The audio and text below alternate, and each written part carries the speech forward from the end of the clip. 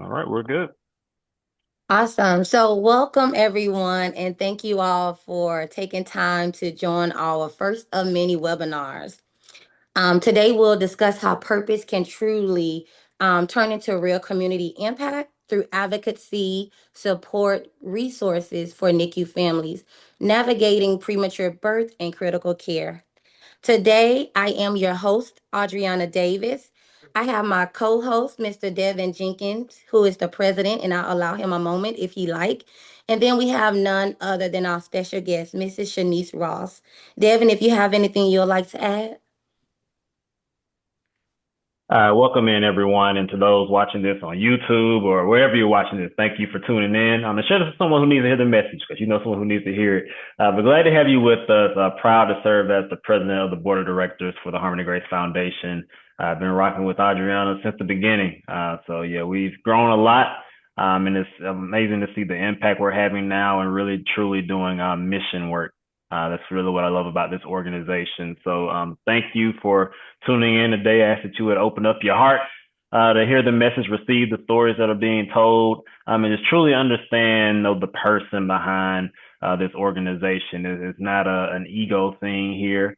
As board members, we're not getting paid to do this. This is truly a labor of love and a story of turning tragedy into triumph and, and problems into purpose. So thank you for being with us. Excited for the conversation. Hopefully you'll hear something today that encourages you to get involved in the work we're doing here one way or another and make sure we're able to continue doing this super critical work. So thank you for having me and thank you for being with us.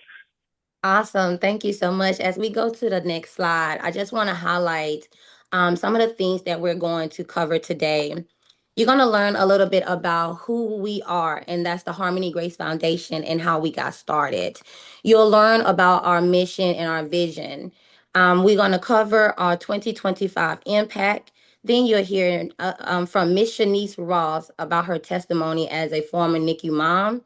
We're going to cover our growth strategy, and we're going to only highlight three of our focus areas that we look forward to tackling this year in 2026.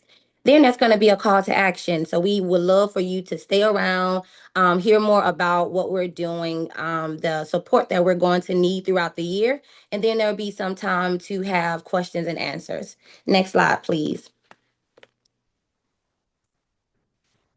So who we are, you're wondering, Adriana, how did you start the Harmony Grace Foundation and why was it started? Well, briefly, because tonight I want you all to listen to another phenomenal NICU mom story. But a little bit about my story is I gave birth to my daughter, Harmony Grace, just at 23 weeks and 1 day. Harmony spent 7 months and 1 week in the NICU. We had to commute from one level two NICU to a level four NICU, and our commute was about 2 hours just to go and see her.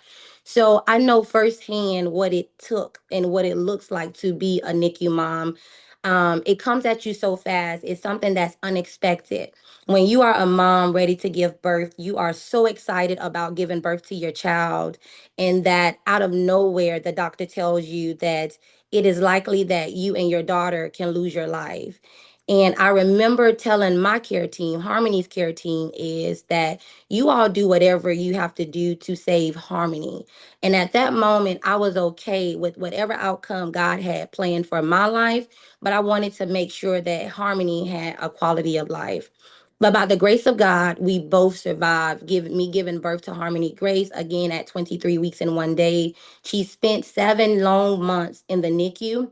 But while I sat in the NICU, I witnessed how there was a lack of support for families while they were in the NICU. So after Harmony transition, I went home. I did cry. I did pray. But I'm faithful. God is faithful, and I love His promises. So I went home and I cleaned up her room. And I asked myself, well, what am I going to do with the notes that I had taken while being in the NICU with Harmony? So it led me to write my book, write our story together. And it's entitled Perfect Harmony, My Journey as a NICU Mom, that details our journey together through the NICU. And at the conclusion of that book, the Holy Spirit tapped me on the shoulder and said, I need you to take this even further. And that is how the Harmony Grace Foundation came about. It's because of my experience, my lived experience as a NICU mom to my beautiful daughter, Harmony Grace. And as you can see, I have my beautiful team. We are small, but we are a mighty team. And I have a few that have joined us online tonight. So I'm truly grateful for this team that has helped me continue to grow year over year to make this organization what it is. And as we move forward to the next slide, I want to talk about some of the services that we offer and why we offer these services. These services were hand selected or decided upon because of my own personal experience in the NICU. I was always leaving items at home, whether that be my toothbrush, whether that be some socks, whatever it is. So I said, you know what? We're going to give these families some care packages, something that when they leave something and they have to have an overnight stay, we want to make sure that they have what they need and they don't have to think about going to an HEB or going to a Target to go and get the items that they need. So we offer them care packages that includes hygiene items. It includes a box of tea. It includes some socks. It includes a journal and a pen, and it includes an encouragement card. Because when you are in the NICU, you always need somebody to lean on. You need that support. So I felt that from the Harmony Grace Foundation, what we can do is provide some encouraging as you're going through your journey in the NICU. We also provide hotel and hospital accommodations. And what that looks like and what that means is the hospitals, not all hospitals have rooms available for families to stay overnight. There are selected hospitals that have maybe 10 rooms. There are selected hospitals that have one room, maybe have two.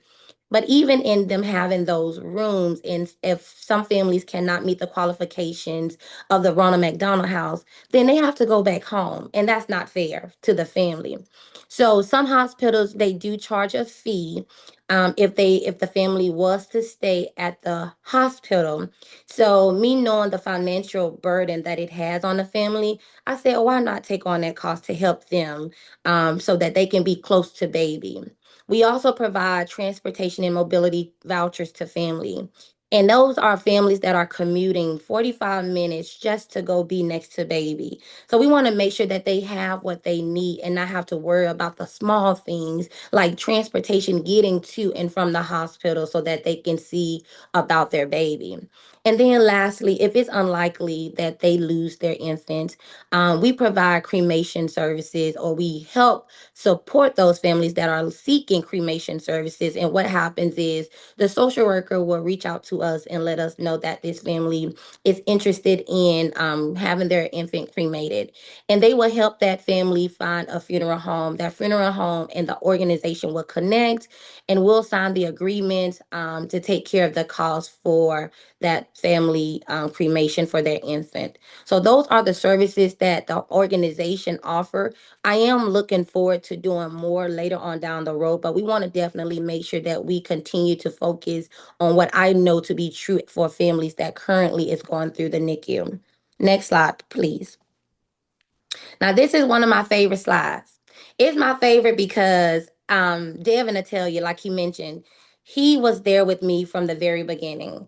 And if he was there when we were only able to support maybe one family, and if we weren't able to support any family, but besides give them a care package, they were grateful for the care package. But most of those families that are calling the NICU their home, they are looking for financial support because they have siblings, they have other children that they have to take care of. So when you have to think about, do you go and you take care of your baby, or you have to think about how are you going to pay to get back and forth from the hospital? This is why we do the work that we do. Just in 2025, the impact that the Harmony Grace Foundation made for families reads like this. We donated just in 2025 419 care packages, and that was distributed over 5 hospitals. And I'm just truly grateful for the partnership that we have with our local hospitals here, as well as our partnership that we have with a hospital that is out of state. So I'm truly grateful for their willingness to partner with our organization. We had over 300 plus hours of volunteer work that was done. Financially, we supported 14 families. And I don't care if that looks like gas cards, meal cards, helping them to stay close to baby. That brings me so much joy for us to be able to support that many families in 1 year alone. And I'm looking forward to doubling that number in 2026 because the work doesn't stop just because we had an amazing year. I'm looking forward to continue with an amazing year going forward. And then we also partnered with other organizations to host and connect with different events that we had over the years. So, Wave of Light, we've connected with them around infant laws. We have our own personal events that we will talk about later on in this presentation, and it's almost our staple events that we will have, and I get excited every year about those two events. And then lastly, very although sad and very fortunate that we were able to support four families for cremation services last year. So that is our 2025 impact. I'm looking forward to growing that impact in 2026. Devin, next slide please. All right, for the moment we all been waiting for, I want to introduce Miss Shanice Ross. And Shanice Ross wears many hats, but the ones she treasures most are being a wife, a mother, and a daughter of the King of Kings. She is a dedicated HR leader and a ministry builder, passionate about developing people, strengthening culture, and advancing purpose driven organizations. As the founder of Embracing Her Women's Collective, Shanice is committed to empowering women through faith, leadership, and authentic community. Born and raised in Washington State and now rooted in Alabama, she carries a global vision, believing she is called to impact women around the world. So, without further ado, Devin, if you may spotlight Shanice Ross, Shanice is going to share her story and share her journey with you. Shanice, the floor is yours. Wow, thank you guys so much for having me. I feel truly honored to be here. I would like to apologize in advance if you can hear my son in the background. He just turned 2, so glory to God. We're going through so many things, but I'm really grateful to be here. I found myself getting emotional when you were talking about the services you offer, and the why and the purpose because being a NICU mom is, at least I didn't expect it. Most NICU moms that I know is something they did not expect. And I just remember when I got the message from you, like, hey, we are here. Can we help you? And so I just kind of put me back into that space. So I'm just grateful. I'm super excited about your organization. You truly do make an impact. So thank you for having me. So my journey, our journey with the NICU, it was a little bit different because in my head, I thought that we only have to visit the NICU if we were premature. So once we made it to 30 weeks, once we made it to 31 weeks, I'm like, yay, we're NICU clear. I'm not thinking of any possibility that we would need to end up in the NICU. And I'm a first time mom and I'm just doting and excited. I have set up everything and all the stations in my home and we're just ready to go. And so we went in at 39 weeks to be induced. And when we were induced, I was not dilating through any of the procedures. You're on mute. You're on mute. You're on mute.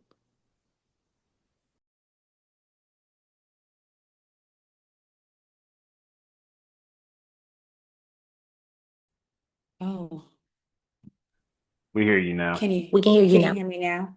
Yep. Okay, I apologize. I'm not sure where I went out, but we tried several methods to get me to dilate.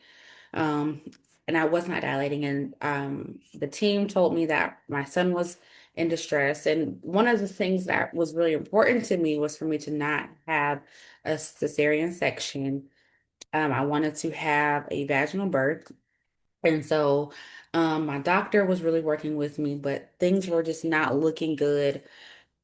So she kind of came to me and said, "Hey, this is what we need to do." And this was the morning of Valentine's Day. She was like, "We are you thinking you want to have a cesarean section, type of thing?" And I remember God speaking to me then. I told him that I wanted to have a natural birth, but he told me he wanted me to have a safe birth. And so I just yielded to his will, and Jeremiah was born on Valentine's Day at 8:16 in the morning. He was not underweight, nothing. We were thinking we were in the clear, great, super excited. However, he would not use the bathroom. And as a first-time mom, I didn't know that that was a thing to be concerned about. And he was not eating. And so the team was growing concerned and they were stating, we might have to take him to the NICU to get him checked out. But we're just going to wait. And during this time, I actually was septic. And so I was sick, very, very sick. And my husband was there, my mother was there. And my son, we were learning, was not well. And so they took him to the NICU at the hospital that we were at. And that was just very emotional for me because, again, no one plans to be separated from their baby. And I think a lot of times people don't have a sensitivity for that. Um, that is difficult, even if you're in the same building.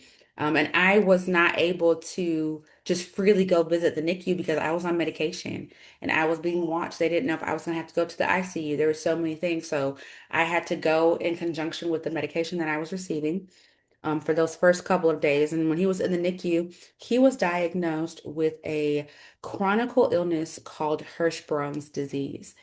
I, like you, probably had never heard of Hirschsprung's disease. Didn't even, I mean, I'm just flabbergasted. I didn't know how to spell it, couldn't Google it. My mom is like trying to get information. We're trying to figure out what it is.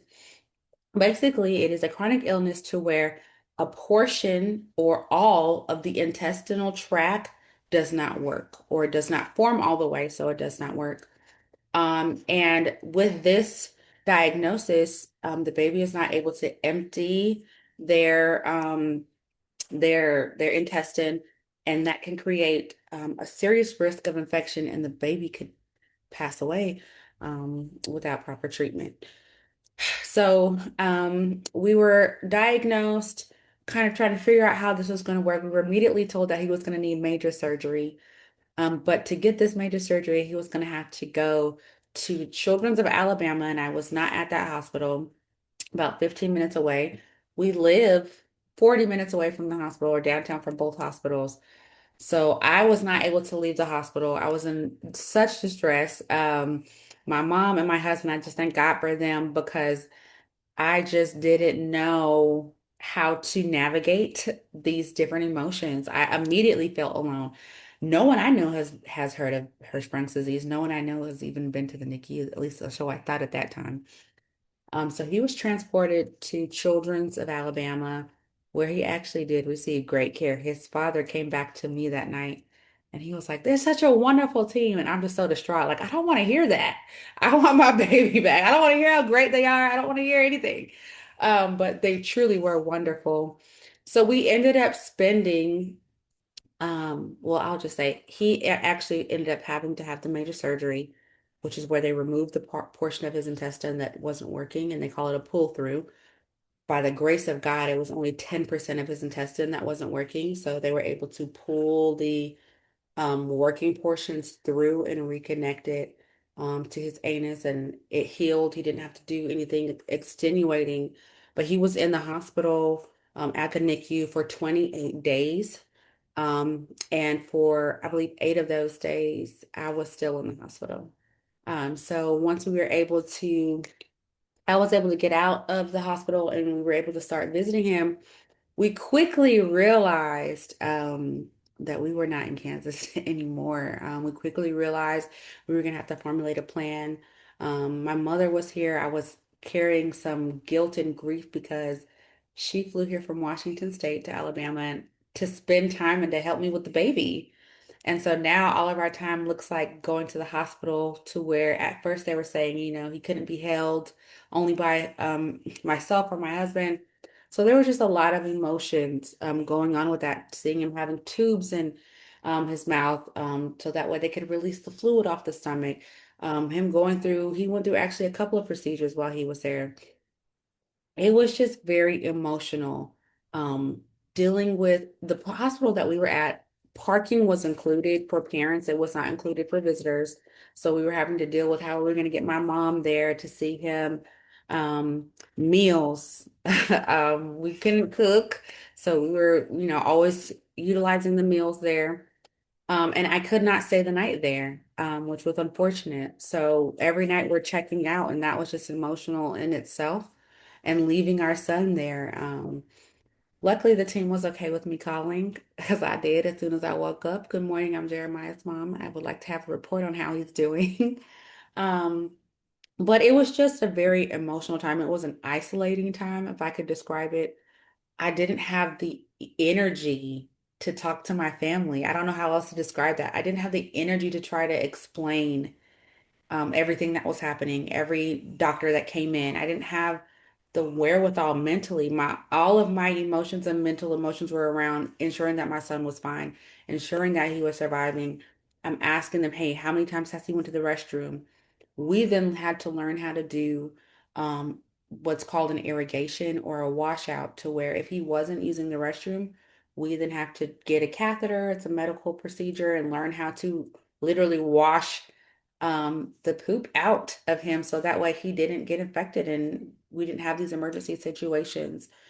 So it was a treacherous time, but I think I also did not prepare for when we checked out of the NICU, we didn't check out of our hospital season. So for the first year, we went back and forth to the hospital about 4 times because he was not emptying properly, and he would get these fevers. He would start, kind of crying and being very uncomfortable or being very, very lethargic.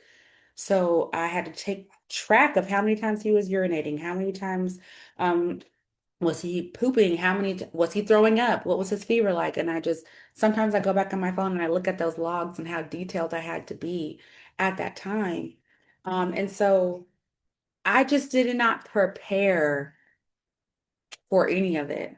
And I think um, as devastating as the diagnosis was, I think it was more devastating that I felt alone and that I felt like I didn't know who to lean on. So that's why I stated before I started to share our story, for you and the Harmony Grace Foundation to just reach out. And I think I had even just posted on a story like, hey, we're still in the hospital. I think everyone may have thought we were at home. And for you all to just reach out and say, hey, it looks like you're still in the hospital. We'd be more than happy to support you. That just meant the world to me, because I did not have language to say, I need help. I didn't have language to say, um, we need meals. I didn't have language to say, I cannot eat another cafeteria soup at the hospital. Like, if I could just get a salad, and thank God for my mom. She did her best to cook and bring us meals as she could. But I didn't have language to say, like, I don't want my mom to keep having to drive back and forth 40 minutes just to see us. Like, I just want to be at home. I just want my baby to come home. When I would come home, my house was a trigger because I would see all of the stations and the changing stations and the baby clothes. And I remember the first night we came home from the NICU, me and my husband, just to come home and kind of recover. I collapsed right here at the stairs because I just could not fathom being at home without my baby and not knowing the depths of his diagnosis, and if having to mentally process, unfortunately, what if he doesn't come back with me ever? So, I say all that to say, I don't know if I'm just rambling on, but I say all that to say, I give glory and honor to God, um, because at his 1 year post-op appointment, his doctor, she said, we're going to try something unconventional. She did a procedure that's normally used for cosmetics. She used Botox in conjunction with another procedure, and he was healed from that procedure by the grace of God. We have had no complications whatsoever. They told us that we would probably continue to be back and forth from the hospital until he was 5 years old. That he may need special training to learn how to poop, and we may be doing the washouts up until he was 5 years old or until he gained enough strength. And just by the grace of God, he has not had any issues since that intervention in August of 2024. So we're super grateful for that. But it has just been a journey. And sometimes when I see moms getting upset about a blowout, I secretly just say, babe, I praise God every time I get one because there was a time when we didn't know he would not go, and that meant that he was in danger. Um, so I'm grateful to share my story. Sometimes I was telling my mom earlier, sometimes I feel like my story isn't worth sharing because my son was able to come home with me, and so many people don't have that testimony, and I'm grateful to God. But if I could share what we went through, and just to say, really leaning on your support systems. Um, I'm not saying go down rabbit trails of what if we have to go to the NICU, but be aware that it's possible that your baby may need some additional care, and that is okay. Um, Thinking about, okay, I literally packed to the hospital 2 pairs of pajamas because they're like, you're gonna be out in 2 days. Maybe packing some additional things when you go into labor and delivery because you just don't know how long you may have to be there. Thinking through a meal train before you go into labor and delivery. So even if you do come home, you'll need that support too. But if you're still at the hospital, you have that support. Just different things to kind of be prepared and just be surrendered to the Lord and know that whatever the outcome is, He truly has you. He's walking with you. You're never alone. And then there's always the Harmony Grace Foundation that can come through with whatever natural support you need. Um, so I'm just grateful to be able to share. Awesome, awesome, awesome. I don't know if y'all are driving, y'all have made it home yet, but I want y'all to come off your mute and just give Shanice a round of applause because it takes courage and it takes being vulnerable to share your story. And I just want to say, first and foremost, thank you so much for sharing your story. Um, it was very encouraging. What I will also say is, don't ever feel like your story is not worth sharing. Everybody has a different journey, no matter what the end of the tunnel looks like. For me, Harmony wasn't able to come home, but I am able to continue to support families as they are going through their NICU journey, right? For you, you are able to speak to the things that you went through while you were in the NICU. And that way, sharing your story helps to open up another mom that feels like she is alone or don't have the support. So I just encourage you to continue to share your story because stories like yours are the ones that we need. So I just want to say thank you again. You said a lot of things that I was like, wow. And that's you yielding to God. That's something that I had to do when I was in the NICU with Harmony. I used to question him, Lord, nobody's in my family ever had a premature birth, yet alone a micro premature baby. So why me? So I questioned God. But I tell you, he is faithful to his promises. When he say he got you, he got you. And he had me. No matter what it looks like, God had me. So again, thank you so much for coming on, sharing your story. It means a lot because I have one of my board members on that also had a NICU baby. And I'm not sure if you'll be able to come to Houston, but she's going to be able to share her story, and hers is different as well. So, again, thank you so much for your vulnerability. Thank you for showing up and sharing your story. And I really appreciate you for allowing us to support you. Even when you didn't have the language, like it happens. You don't know when you can reach out because even I sat silently. I don't know if you remember I believe it's in the book of Job when he lost everything and his friends came and sat by and didn't say a word. That was me. Mm. I don't need nobody. I didn't at that time. I didn't need anybody to say anything. Just sit here quietly and let me know that I have support and that I'm not alone on this journey. So thank you, because I don't want to get emotional, but I want to say I Mm. thank you so much for your story. It's very impactful. It's very beautiful, and don't stop sharing. Thank you so much, Shanice, for accepting the I'm call. sorry. Hmm. Absolutely. I just wanted to add one thing before we move forward.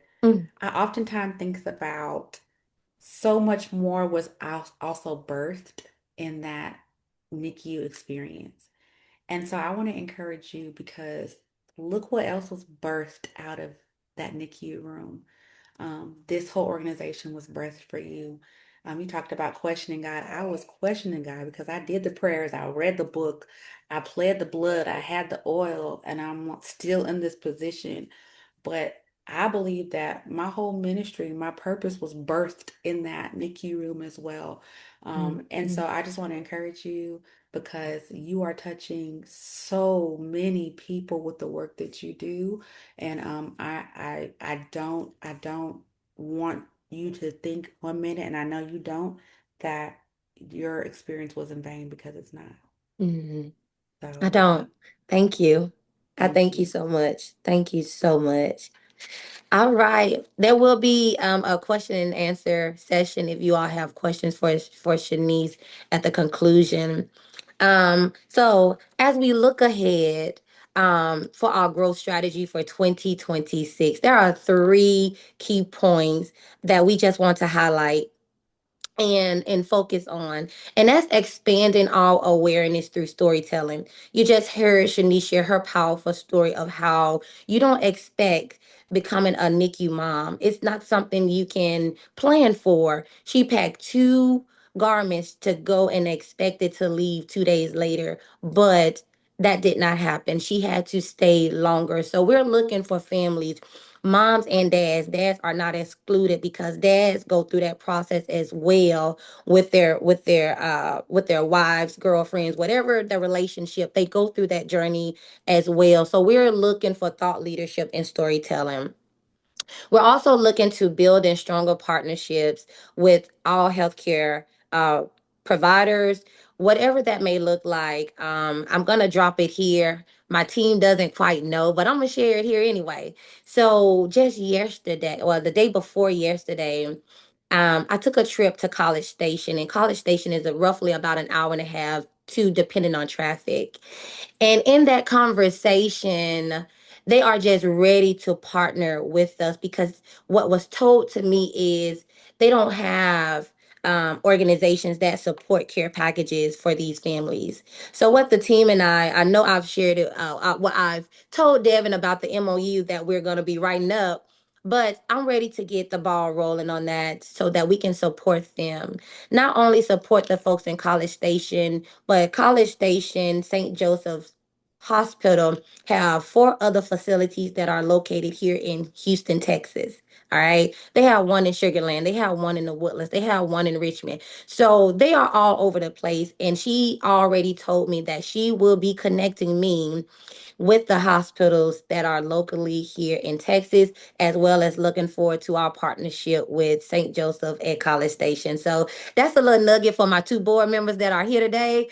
I was going to tell them during our board meeting on Thursday, but I wanted to share that God is truly working with this organization, and I'm just so excited. And then lastly, our growth strategy is what we'll be focusing on, is scaling our signature events to increase funding and community engagement. So we're looking at strategy, we're looking at being focused, and we're looking at the results that are to come out of 2026. And as we move into our next slide, it's always my favorite time of the year, is when we host our events. Okay. So we do have an event coming up on April the 5th. Yes, that is Easter, but you got time to go to church. You got time to go to lunch, brunch, but then you also got time to come and join us with a paint and sip for Harmony Grace. And it's going to be at the Hangout Spot. It is from 3 to 5. You can get your tickets. They are $30. That is to help with, we're going to have some, fruit or like food for you all to have.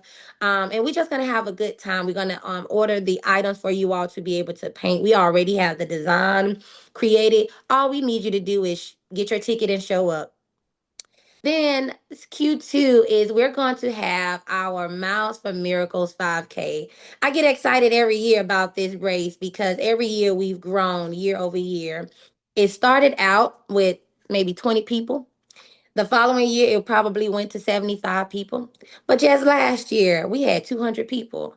And guess what? Our goal this year is 300 people. So we're looking forward to having an amazing year for our Miles for Miracles 5K this year. So if you know anybody that's in the Houston area that is interested in coming out, please have them to register. We do have some sales, some deals going on right now. So tell them to register while supplies last.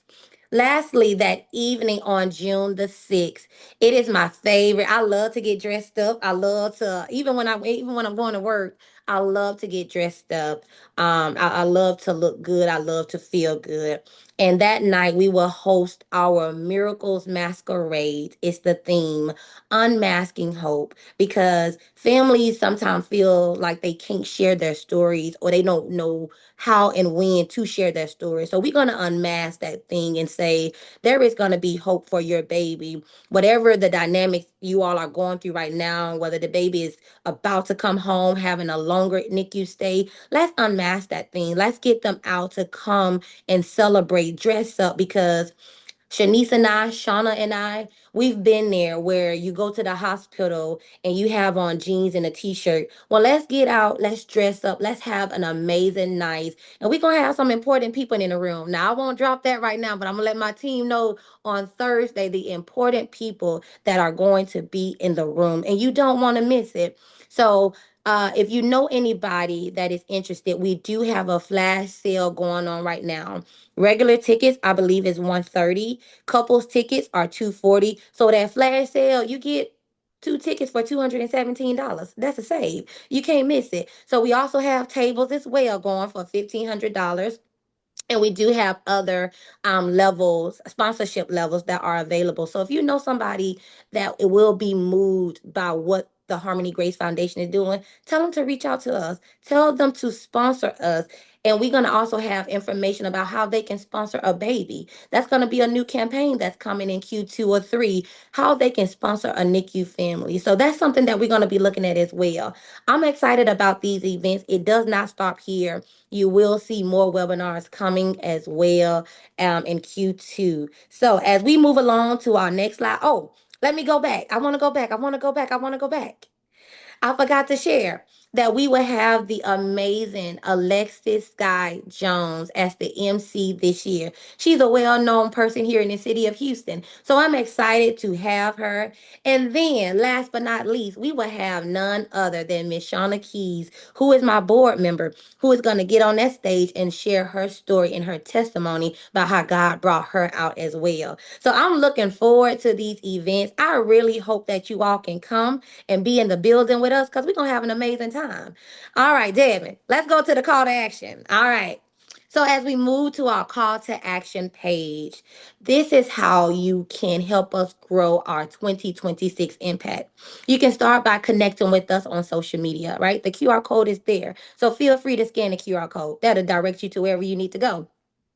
Connect with us on social media. We are on all platforms. That's Facebook, LinkedIn, TikTok, and we even have our own YouTube channel. Stay tuned for that because we are going to resume our NICU Moms Connect series. So be on the lookout for that. That is going to come in Q3. So you may see Shanice again, and this time she's going to be on our YouTube channel.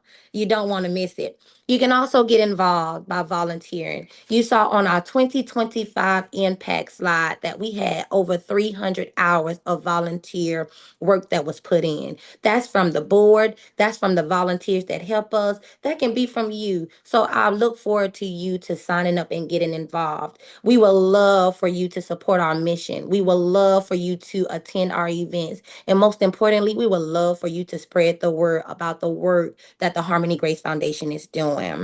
We also have opportunities where we have a wish list, where you can donate or you can purchase the items to donate so that we can place those items in our care packages so that we can distribute them to families. One of the things I'm looking forward to doing this year at the gala is having a box so people can bring some donation items. So that can be a way that they support this organization. It doesn't always have to be monetary, but some in-kind donation to help us continue the mission of the Harmony Grace Foundation, okay? And as we wrap this thing up, as we go to the last slides, let me just say thank you so much for tuning in tonight to our first of many webinars. This was a great opportunity for us to share with you who I am as the founder and executive director of the Harmony Grace Foundation, why we seek to exist, the mission and purpose of this organization, and that the work that we are doing. So I know that together, supporting NICU families and turning purpose into meaningful impact is something that we can all accomplish together. I will open the floor for any questions that you all may have. And if not, I say you all have an amazing night. So, Devin, I'm going to turn it over to you to see if there's any questions. Thank you. Any questions from anyone? You can either come off and mute or put your questions in the chat if you have them. Questions or comments?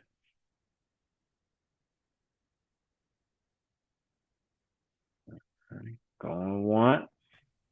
I just want to say that my name is Shelly Shinnery. My organization is Empower You, and I just want to say that you all are doing a great job, and to continue to do the great work that you all are doing in the community. I am looking forward to getting involved myself in my organization, and can't wait. So looking forward to it. Thank you, Shelly. We look forward to working with you as well. Thank you.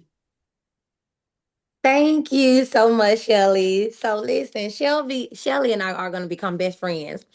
So what y'all don't know, Shelly and I are in the same marketing boot camp cohort this year, and she is also doing amazing things. So as we go through this cohort together, that our team or our teachers are truly sharing knowledge that's going to help us propel our organization. So I'm super excited, Shelly. Would love to get lunch with you so that we can Yes, connect, and just looking forward to the relationship that's going to come out of this. So thank you so much, and thank you for tuning in. of course. Looking forward to it. I can't wait. Absolutely. Excited. Thank you. Thank you, Shelly. We do have a couple of comments in the chat. One person had to leave, but she did say, God bless you all. I praise God for each of you and the fact that you did not let your NICU situation beat you. You allowed God to bless you. So she thanked us for allowing her to peek in this evening. And someone else just shared, what a beautiful testimony. Thank you so much for sharing. So, anything else from anyone before we wrap up this evening? Okay, well, if not, I know the weather is doing whatever it's doing these days, so stay cool or warm, depending on where you're at. Stay safe out here. Thank you again to our special guest, Shanice, a longtime friend of both of ours. But I know that was about, 14 years ago, I think we met, which is crazy. Yeah, do the math on that one. So, man, so glad to have you with us. So proud of everything you're doing in your life and your ministry and with your family. So glad to see you continuing the work. And I love what you said. Something you said that stood out to me, because I was one of those dads that used to be very frustrated with these blowouts. And I used to keep draft on me. That used to be my baby shower. Get the people. I get a bottle of draft. You're gonna need it. Thank me later. But that's something that brings you joy, and I think that's a reminder that one man's trash is literally another man's treasure. So your story is powerful because stories give us perspective. The Bible is full of stories that we're still using today to lead and guide us, and bring us closer to our Creator. So keep sharing your story, because that's a perspective I needed to hear, and that's a perspective is a privilege, is what I learned when I was fathering the first time. One day I was taking notes and I wrote down like 3 lessons I've learned as a father, and one was that perspective is a privilege. So thank you for sharing with us. Keep sharing your story. Adriana, keep doing the work. We're rocking with you until you kick me out of here.